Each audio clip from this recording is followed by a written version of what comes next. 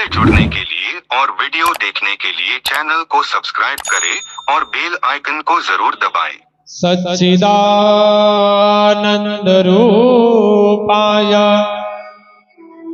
विश्वोत्पत्त्यादि Hathaway तापत्रय विनाशाय श्री कृष्णाय वयं नुमः। भागवत जी के महात्म्य में प्रथम श्लोक क्या है? सच्चिदानंद रूपाय, मतलब भगवान का नाम सच्चिदानंद है। आप लोग भी सच्चिदानंद सच्चिदानंद करते हैं, लेकिन सच्चिदानंद का क्या अर्थ है जानते हैं? सत धन चित धन आनंद। सत किसे कहते हैं? जो अमर है, जो अविनाशी है, जिसका ना कोई अंत है, जिसका ना कोई आरंभ है, जो अनादिकाल तक है, उसे हम सत कहते हैं। सत सबको प्रिय है। जो सबसे झूठा व्यक्ति भी है वो भी कहेगा देखो भैया हमको झूठ बिल्कुल पसंद है, हम सत सुनते हैं। हाँ, तो सत सबको प्रिय है। वही सत भगवान का एक स्वरूप है। चित्त का अर्थ क्या होता है? चित्त का अर्थ प्रकाश। जब हम सभी को कोई पुस्तक पढ़ने की आवश्यकता पड़ती है तो क्या करते हैं? ट्यूबलाइट जलाते हैं। लेकिन हमारे जो भगवान हैं वह चित्त स्वरूप है, उनको रोशनी की आवश्यकता नहीं है, वह तो खुद सूर्य को भी प्रकाश देते हैं।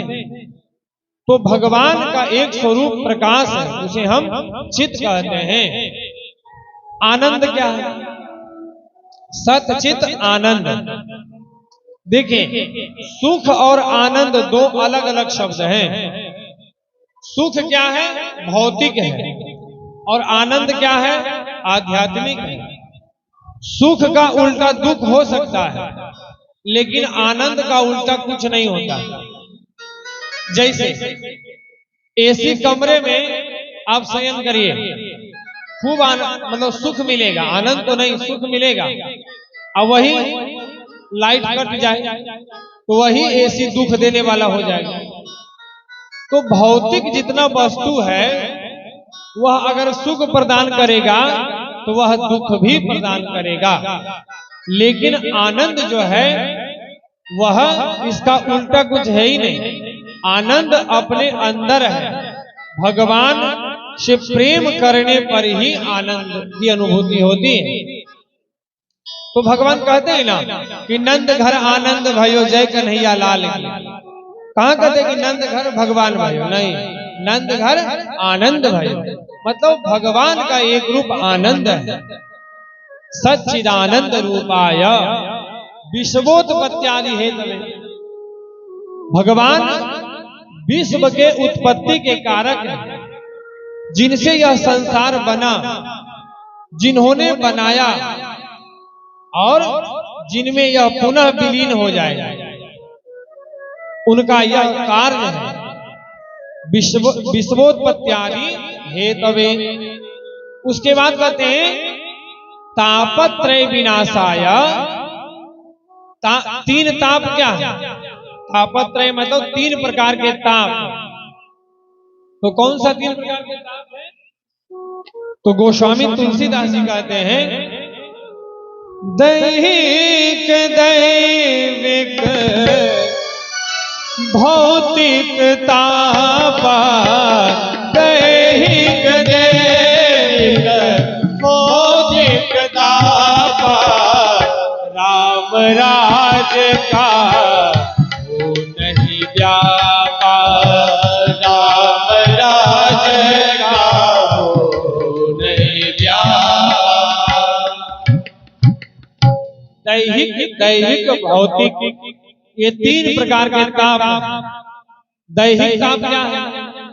जैसे शरीर में ज्वर बुखार आ जाना, सर में दर्द करना, ये क्या शरीर का ताप है। और दैविक ताप क्या है? अत्यंत गर्मी होने लगता है तो भी कष्ट होता है, अधिक ठंडी होने लगती है फिर भी कष्ट होता है, अधिक बरसात होने लगता है फिर भी कष्ट होता है। तो ये क्या है? ये दैविक ताप है देवताओं के द्वारा। और जो कुंडली में ग्रह आदि जनित दोष है उसके कारण जो पीड़ा मिले उसे दैविक ताप कहते हैं। भौतिक ताप क्या है? तो भौतिक ताप है कि हमारे घर में अंधेरा है, इससे हमको दुख नहीं, लेकिन पड़ोसी के घर में लाइट का है जल रहा है, लाइट अगर कटता है तो दौड़ के बालकनी के बाहर जाते हैं, अरे इसका तो जल रहा है सामने वाला का। अब उसको उसका सुख को देखकर, अरे अभी 2 नंबर का पैसा कमा रहा है, बड़ा बड़ा इन्वर्टर लगाया है, वो मतलब चमका रहा है, अब बिना मतलब के दूसरे को देख के हम टेंशन में आ गए, उसके विषय में सोचने लगे।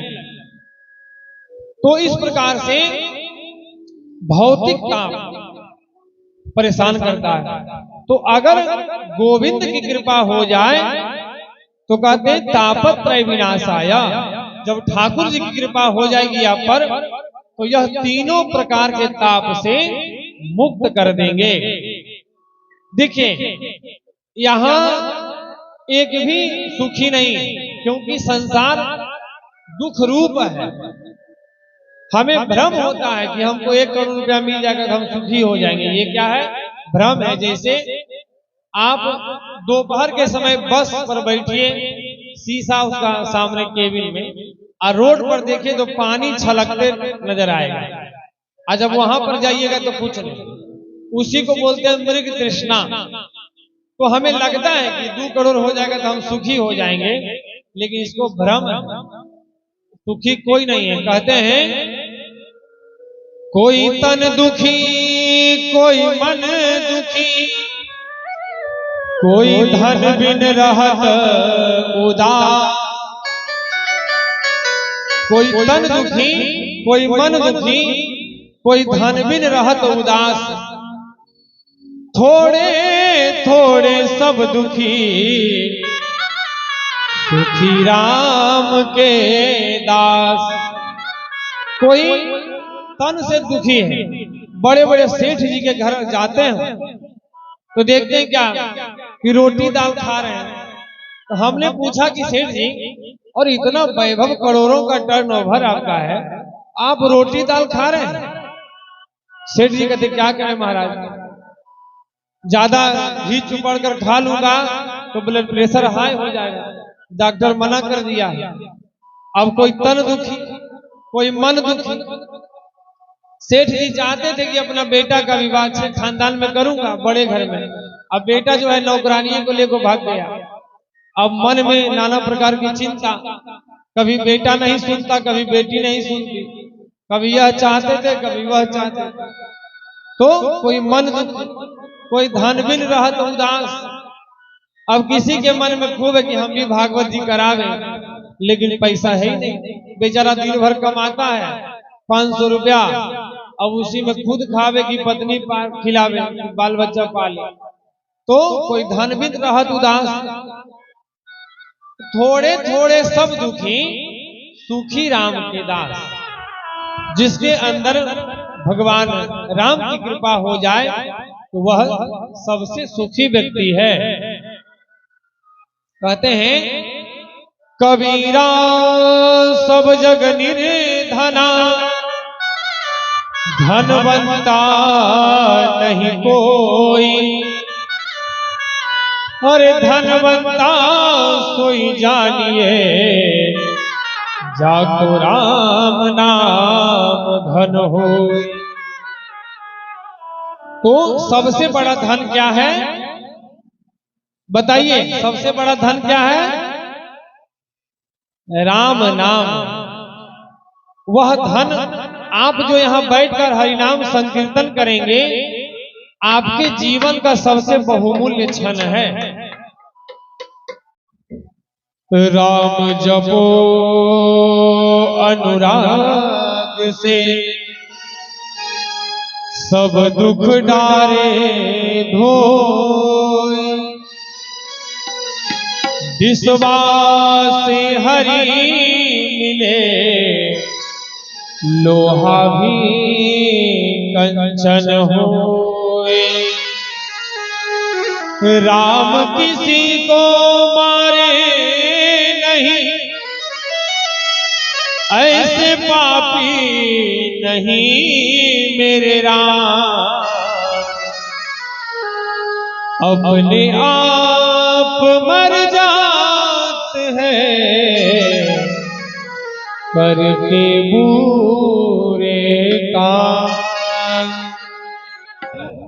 जो विश्व के उत्पत्ति के कारक हैं, जो त्रिविध तापों को नष्ट करने की सामर्थ्य रखते हैं, ऐसे श्री कृष्ण भगवान के चरण कमलों में हम सभी बारंबार प्रणाम करते हैं।